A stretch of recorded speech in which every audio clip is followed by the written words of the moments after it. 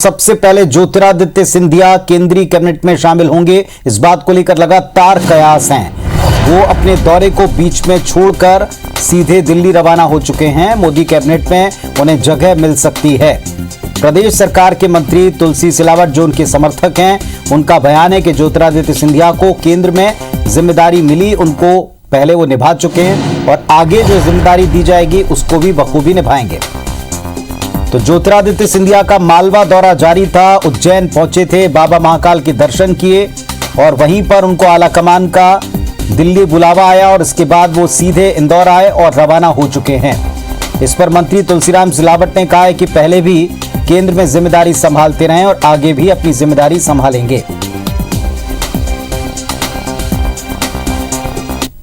संपूर्ण मध्य प्रदेश में आज मेरा 11वां दिन है दौरे का।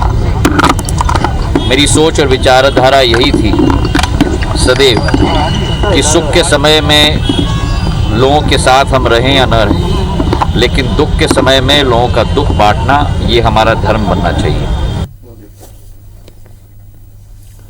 और हमारे दो सहयोगी इस वक्त अपडेट के साथ में जुड़ रहे हैं। नवीन जुड़े हैं भोपाल से और दीपक जुड़े हैं इंदौर से। पहले दीपक के पास चलते हैं। दीपक, बीच में ही अपना दौरा छोड़कर दिल्ली रवाना हुए हैं, क्या कह पाए हैं कुछ सीएम माफ कीजिएगा सिंधिया कुछ कह पाए, क्योंकि लगातार उन्हें मंत्री पद दिया जाएगा इस बात को लेकर कयास थे, इस बात को लेकर चर्चाओं को वो टालते नजर आए थे, लेकिन क्या केंद्रीय मंत्री पद उनको मिल रहा है, इस पर उन्होंने कुछ कहा है? देखिए पुनीत, भले ही ज्योतिरादित्य सिंधिया इस सवाल को टालते रहे, लेकिन बिल्कुल ये साफ हो चुका है कि उन्हें केंद्रीय मंत्री पद से नवाजा जाएगा, क्योंकि जिस तरीके से समर्थकों में उत्साह था, जैसे उन्होंने अपने दौरे को निरस्त किया और उज्जैन से इंदौर पहुंचे और यहाँ पर समर्थकों का बड़ा हुजूम मौजूद था। इसके अलावा भाजपा के तमाम विधायक, इंदौर के भाजपा के बड़े पदाधिकारी उनकी अगवानी करने के लिए इंदौर एयरपोर्ट पर मौजूद थे। बाकायदा गुलदस्ते दिए गए और इसके अलावा खुद मंत्री तुलसी सिलावट ने जो संकेत दिए हैं कि पूर्व में भी केंद्र की कई जिम्मेदारियों को निभा चुके हैं और आने वाले समय में जो भी जिम्मेदारियां मिलेंगी उसे भी बखूबी निभाएंगे। तो इन सब बातों से बिल्कुल साफ हो चुका है कि उन्हें ज्योतिरादित्य सिंधिया को दिल्ली से बुलावा आ चुका है। हालांकि ज्योतिरादित्य सिंधिया ने इस बारे में किसी भी तरह से कोई स्पष्ट जवाब नहीं दिया कि वो दिल्ली आखिर अचानक क्यों जा रहे हैं, लेकिन एक तरीके से कहा जाए कि पुनीत ये ओपन सीक्रेट हो चुका है कि लोगों की जानकारी में है कि आने वाले समय में जल्द ही जो मंत्रिमंडल विस्तार होने जा रहा है उसमें ज्योतिरादित्य सिंधिया की जगह पक्की बन चुकी है और उसी का उत्साह आज कार्यकर्ताओं में भी देखने को मिला, समर्थकों में भी देखने को मिला। हालांकि ज्योतिरादित्य सिंधिया की तरफ से स्पष्ट नहीं किया गया, लेकिन बिल्कुल ये माना जा रहा है कि जो केंद्रीय मंत्रिमंडल का विस्तार होने जा रहा है उसमें ज्योतिरादित्य सिंधिया को जगह मिलने जा रही है।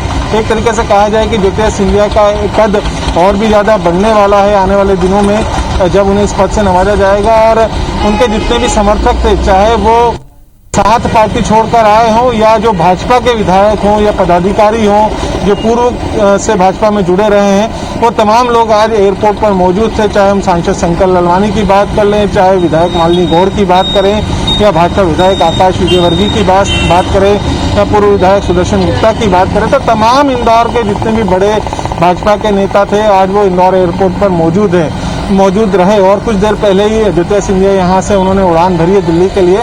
बिल्कुल साफ हो चुका है, अभी देखना होगा कि शपथ ग्रहण समारोह क्या होता है या किस तरीके से उन्हें जगह मिलती है, लेकिन ये चीज़ें अब जो है पर्दा हटने लगा है और तय माना जा रहा है कि ज्योतिरादित्य सिंधिया को केंद्रीय मंत्रिमंडल के विस्तार में जगह मिलने जा रही है। हालांकि इस पर मोहर लगना अभी बाकी है।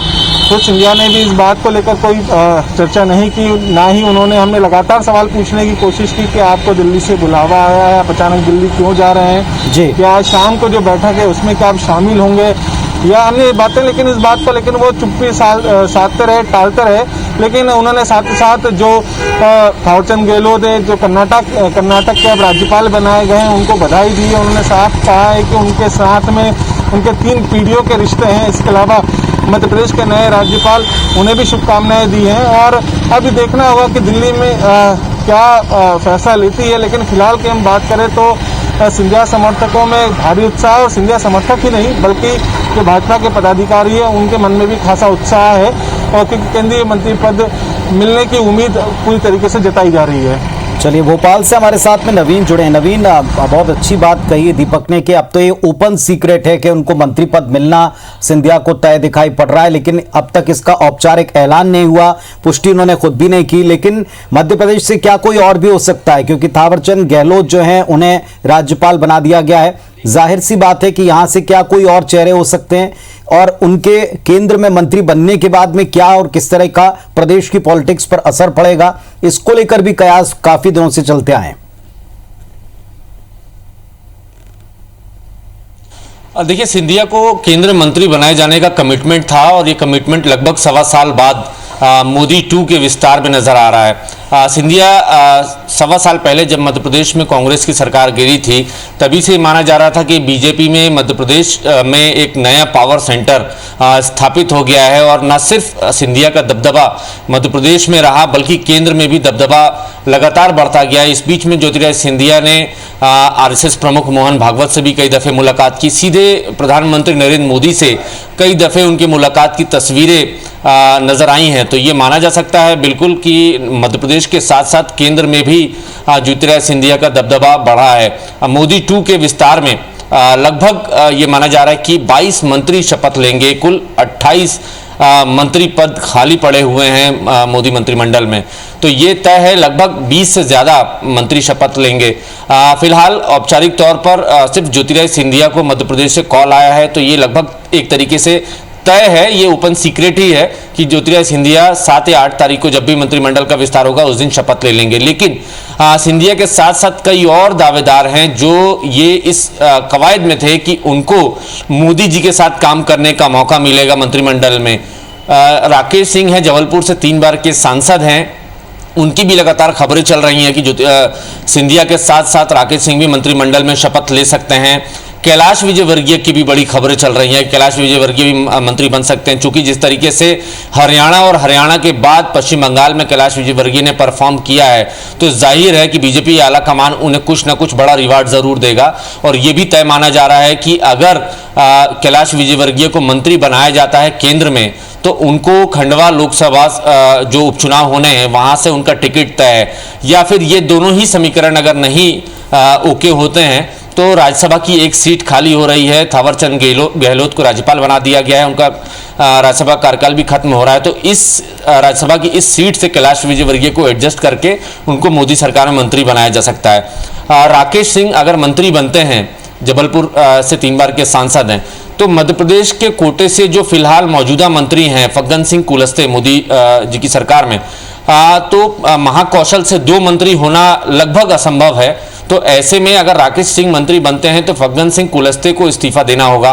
दूसरा समीकरण ये बन रहा है कि अगर यूपी के बुंदेलखंड से मोदी जी अगर कोई मंत्री बनाना चाहते हैं, चूंकि अगले साल उत्तर प्रदेश में चुनाव है, जाहिर है उत्तर प्रदेश से इस बार ज्यादा प्रतिनिधित्व केंद्र सरकार में मिलने वाला है मंत्रियों को, तो अगर यूपी के बुंदेलखंड से कोई मंत्री बनता है तो प्रहलाद पटेल, जो कि मध्य प्रदेश के बुंदेलखंड से संस्कृति मंत्री हैं भारत सरकार में, तो प्रहलाद पटेल को आउट होना पड़ेगा मंत्रिमंडल से। तो कुछ ऐसे समीकरण बन रहे हैं। फिलहाल अगर मंत्रिमंडल की बात करें, मध्य प्रदेश से जो 3 प्रमुख दावेदार हैं, ज्योतिरादित्य सिंधिया, कैलाश विजयवर्गीय और राकेश सिंह, फिलहाल सिर्फ ज्योतिरादित्य सिंधिया को औपचारिक कॉल आया है, लेकिन इन दोनों की खबरें लगातार दमदारी से वायरल हो रही हैं। समर्थकों को उनकी बड़ी उम्मीद है कि उनके नेता शायद 7 या 8 तारीख को शपथ ग्रहण है उसमें मंत्री बनने जा रहे हैं।